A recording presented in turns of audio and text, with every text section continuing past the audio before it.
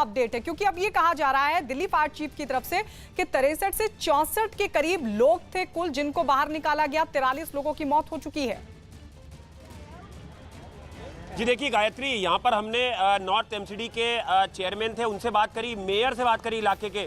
सीधे तौर पर कहीं ना कहीं जवाबदेही एमसीडी की बनती है, क्योंकि जिस तरह से रिहायशी इलाके में फैक्ट्री चली थी वो पूरी तरह से गैर कानूनी है। जो दिल्ली फायर सर्विस के जो तमाम सीनियर अधिकारी, उनका सीधे तौर पर कहना है कि रिहायशी इलाके में कोई फैक्ट्री चलती है तो उसके लिए बाकायदा परमिशन लेना होता है, तमाम कानूनी कार्रवाई होती है, एनओसी होता है। ये कुछ नहीं था यहाँ पे, और सारा कुछ एमसीडी के जो लोअर अधिकारी यहाँ पर आते हैं उन्होंने आंख देखते हुए भी अपनी आंख बंद कर रखी थी। और इसमें कहीं ना कहीं जो दिल्ली पुलिस का लोअर स्टाफ है वो भी कहीं ना कहीं जवाबदेह होता है, क्योंकि बीट अफसर की एक बहुत बड़ी भूमिका होती है कि अपने इलाके में किस तरह से इंक्रोचमेंट हो रही है या अवैध काम हो रहे हैं उसकी मॉनिटरिंग करे, उसकी जानकारी अपने सीनियर अफसरों तक पहुंचाए। यही वजह है कि यहाँ पर तमाम बड़े अधिकारी दिल्ली पुलिस के पहुंचे थे, स्पेशल सीपी इंटेलिजेंस यहाँ पे पहुंचे थे, क्राइम ब्रांच के 2 डीसीपी यहाँ पर पहुंचे हुए हैं, और जानकारी मिल रही है कि इस पूरे मामले की जांच दिल्ली पुलिस की क्राइम ब्रांच को दी जाएगी, और इसमें जो भी दोषी होंगे उनके खिलाफ सख्त से सख्त कार्रवाई के आदेश जो दिल्ली पुलिस हेडक्वार्टर वहां से बोले गए कि इस पूरे मामले में मुकदमा दर्ज कर जो फैक्ट्री का मालिक था और जो को ऑनर थे उनकी तलाश की जाए, उनकी गिरफ्तारी की जाए, और इस पूरे मामले की जांच की जाए कि कैसे फैक्ट्री यहाँ पे चल रही थी, कब से फैक्ट्री यहाँ पे चल रही, क्योंकि 43 लोगों की जान कोई मामूली बात नहीं है दिल्ली में। ये सबसे बड़ा अग्निकांड है दिल्ली का, और चूंकि दिल्ली फायर सर्विस के अधिकारी बोल चुके हैं कि इससे बड़ा रेस्क्यू ऑपरेशन आज तक हमने दिल्ली में कभी नहीं किया है।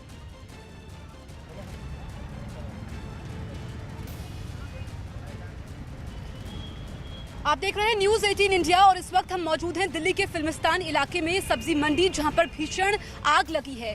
दिल्ली वालों के लिए आज की सुबह मौत की सुबह साबित हुई है। जब उनकी नींद खुली तो उनको आंकड़ा मिला, कई लोगों की मौत हो चुकी थी, और अब आपको बता दें कि इस अग्निकांड में 43 लोगों की मौत हो चुकी है, 59 लोग घायल बताए जा रहे हैं। रेस्क्यू ऑपरेशन पूरा हो चुका है, लेकिन इस अग्निकांड के बाद कई सारे सवाल खड़े होते हैं।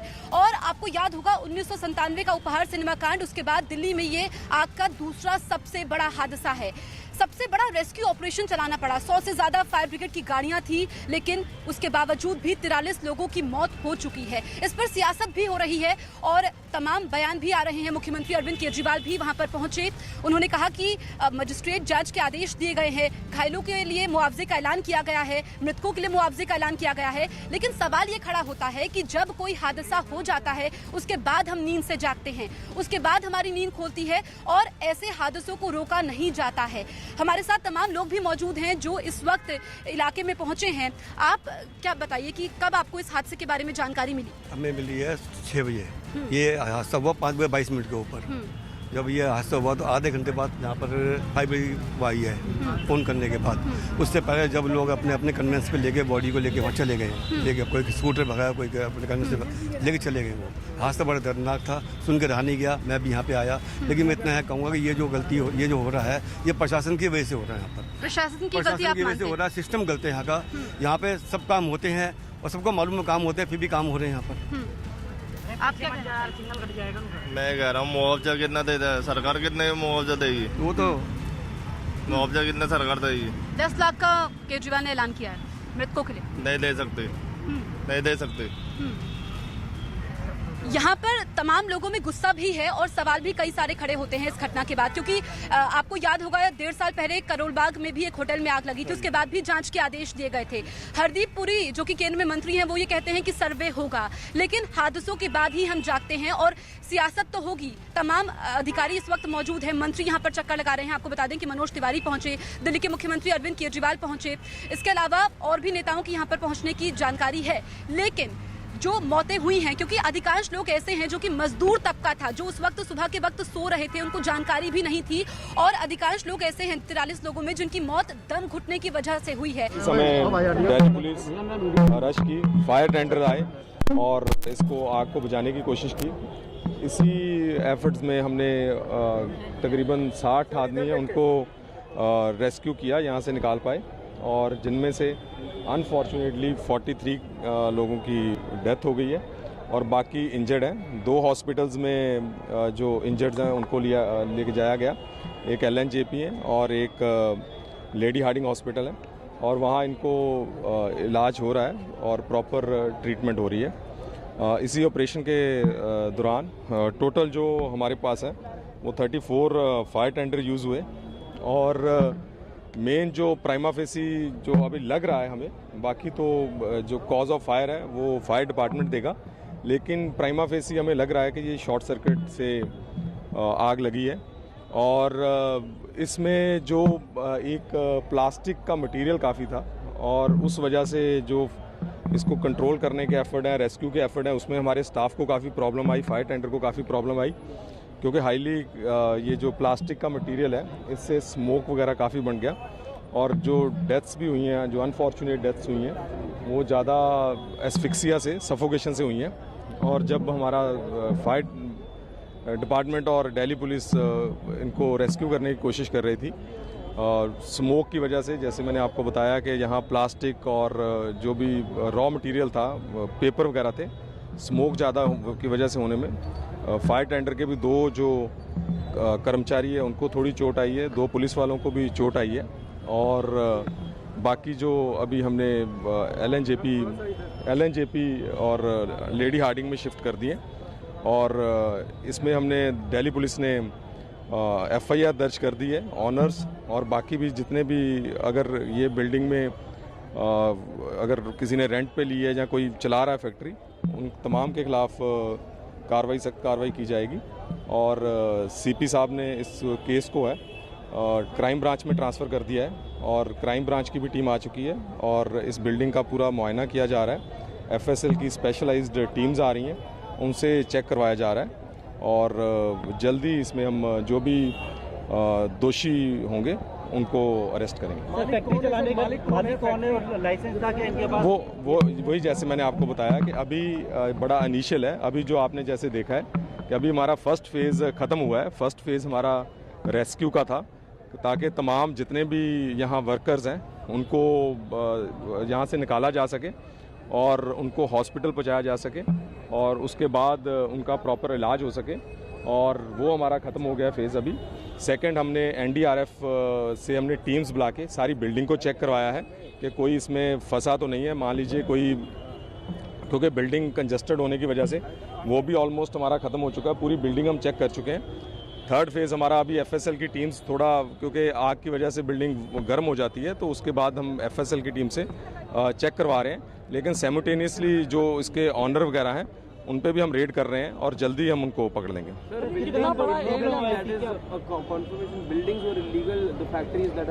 देखिए अभी वही हमने इन्वेस्टिगेशन शुरू की है। अभी इनसे तमाम हम कागज और पेपर्स वगैरह लेंगे, उसके बाद ही हम कमेंट कर पाएंगे। लेकिन ये बात है कि ये इस एरिया में ये कुछ बेसिकली सामान बनाने का काम कर रहे थे, उसके बाद ही हम अभी चेक कर पाएंगे। कितना बिल्डिंग? ये एक ही बिल्डिंग, ये एरिया बेसिकली 4 फ्लोर हैं और इसमें एरिया जो है वो एग्जैक्ट तो मैं नहीं बता पाऊंगा, लेकिन ज़्यादा बड़ा नहीं है, 50 से मेरे 100 स्क्वायर। एक बिल्डिंग 3 लोगों की है अलग-अलग? नहीं, वो अभी मैंने आपको बताया कि इन्वेस्टिगेशन के बाद ही हम बता पाएंगे। रेस्क्यू ऑपरेशन में क्या दिक्कत है? रेस्क्यू ऑपरेशन में एक तो आपने जैसे कहा है कि थोड़ा तंग है, उसकी वजह से प्रॉब्लम आई। और दूसरी मैंने आपको जैसे बताया कि वहाँ प्लास्टिक और ये ऐसा मटेरियल ज़्यादा था जिससे स्मोक ज़्यादा बनने की वजह से उसको हमें दिक्कत आई कि रेस्क्यू ऑपरेशंस में। और इसमें ज़्यादा बिल्डिंग में एग्जिट भी नहीं थे कोई अच्छे, उस वजह से जो रेस्क्यू ऑपरेशन उसमें दिक्कत है। मालिक का नाम बता दीजिए, अगर नाम पता लगा हो कौन मालिक है एग्जैक्टली नाम? वो अभी हम आपको बता देते हैं, अभी बता देते हैं। आजू बाजू का बिल्डिंग का भी कोई इफेक्ट? नहीं, आजू बाजू का बिल्डिंग वही है कि जैसे भी पता लगा लोकल पुलिस को रेजिडेंट्स का बहुत अच्छा रोल रहा।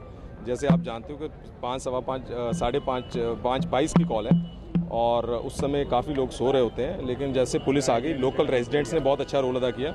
बिल्कुल साथ साथ जुड़ी हुई बिल्डिंग्स हैं, लेकिन सबको इन्होंने खाली करवा लिया था। आसपास की बिल्डिंग्स पूरी खाली करवा ली गई थी उस समय। अभी नहीं, अभी पूरा चेक। अभी हमारा second phase rescue operation complete हो गया। अभी हम इन्वेस्टिगेशन, वो 60 के आसपास टोटल हम सुन रहे थे पूरे। अब यहाँ पर स्टेप्स उठाए जा रहे हैं, लेकिन हम हादसों के बाद ही जागते हैं, ये सबसे बड़ी विडंबना है। इन हादसों को रोका नहीं जाता है और अब ये कहा जा रहा है कि दोषियों को पकड़ा नहीं जाएगा। हमारे तमाम सहयोगी हमारे साथ बने हुए हैं जो सुबह से पल पल की जानकारी आप तक पहुंचा रहे हैं। न्यूज़ 18 इंडिया पर स्पॉट से हमारे साथ मौजूद है हमारे सहयोगी दीपक बिष्ट, इसके अलावा आनंद तिवारी भी हमारे साथ स्पॉट से मौजूद है। और जो 2 अस्पताल है जहां पर घायलों को भर्ती करवाया गया है, LNJP अस्पताल से मौजूद है हमारे साथ जावेद और निखत है लेडी हार्डिंग से। सबसे पहले हम चलते हैं दीपक बिष्ट के पास। दीपक, आप सुबह से स्पॉट से जानकारी लोगों तक पहुंचा रहे हैं। सबसे पहले हमारी कोशिश है कि सही जानकारी हम लोगों तक पहुंचाएं। कोई नई जानकारी जो आप हमसे साझा करना चाहें, क्योंकि रेस्क्यू ऑपरेशन तो पूरा हो चुका है, लेकिन क्या समझ में आ रहा है क्यों ये घटना घटी? देखिए, सुबह तकरीबन 5:22 पर ये कॉल दमकल विभाग को मिली, जिसके बाद दमकल विभाग की टीम इस इलाके में गई। अनाज मंडी का ये वो इलाका है जहां पर कई फैक्ट्रियां चल रही है, रिहायशी इलाका है, रिहायशी घर है, लेकिन 4 से 5 मंजिला इस घर को बताया जा रहा है क्योंकि बिल्डिंग जो है काफ़ी धधक रही है। NDRF की टीमें यहाँ पर गई हैं। सुबह जो मजदूर थे वो अंदर जो उनका दम घुट रहा था वो लोग फंस गए थे क्योंकि मुख्य दरवाजा अंदर से बंद था, जिसके बाद दमकल विभाग ने एक ड्रिल मशीन मंगवाकर उससे कटर से उस जाली को काटा जहां से रास्ता बनाया गया। उसके बाद रेस्क्यू ऑपरेशन शुरू हुआ। शुरुआती दौर में लगभग 5 लोगों को निकाला गया था जिनकी कंडीशन बहुत नाजुक थी और बेहोशी की हालत में उन्हें अस्पताल पहुंचाया गया। लेकिन 1 घंटे के बाद, क्योंकि दमकल विभाग के कर्मचारी और अधिकारी सुबह ये कह रहे थे कि शायद अब ना हो, लेकिन रेस्क्यू ऑपरेशन जारी है, लेकिन अचानक इनकी तादाद बढ़ती गई और 60 से ज्यादा 63 लोग जो है बाहर निकाले जा चुके हैं, रेस्क्यू किया गया, लेकिन उसमें से 43 यानी 43 लोगों की मौत हो चुकी है, दर्दनाक मौत हुई है। दम घुटने से अधिकतर लोगों की मौत हुई है। ये सभी ये बताया जा रहा है कि अधिकतर पुरुष थे, क्योंकि अभी भी ये आंकड़ा साफ नहीं हुआ है कि क्या इसमें बच्चे भी थे, क्योंकि जिस तरह की ये फैक्ट्री थी, प्लास्टिक का मटेरियल बनता था, बैग और गत्ते का सामान बनता था, और यही वजह थी कि प्लास्टिक में जब आग लगी है उसका वजह अभी तक शॉर्ट सर्किट माना जा रहा है। लेकिन आग लगने के बाद प्लास्टिक का जो धुआं था, जो गत्ता वहां पर रॉ मटेरियल था, वो इतनी तेजी से धक्का कि उसकी आग से लोगों का सांस लेना दूभर हो गया। लोग चिल्लाते उससे पहले ही एक एक करके बेहोश होते गए और उस कमरे का, उस बिल्डिंग का मंजर कैसा रहा होगा इस वक्त हम खुद नहीं बयां कर सकते। दीपक, तो यहाँ पर बड़ी बात यह है कि दम घुटने से लोगों की मौत हुई है। जो 43 लोगों की मौत हुई है उसमें अधिकांश लोगों की मौत दम घुटने से हुई है। मजदूर तबका था, जब वो सुबह सो रहे थे, नींद के आगोश में थे, उनको पता नहीं था कि जब वो सुबह उठेंगे तो इस तरीके से उनकी मौत होगी और मौत के आगोश में चले जाएंगे। हमारे साथ लोग भी हैं, हम आनंद तिवारी के पास भी जाएंगे, जावेद के पास भी जाएंगे, निखत भी है। आप क्या कहेंगे इस आग को लेकर जो 43 लोगों की मौत हुई है? दो रास्ता है ये। हम चाहते हैं कि भले प्रशासन तो कोई एक्शन ले इसके ऊपर और फ्यूचर में ऐसे हादसे नहीं होने चाहिए।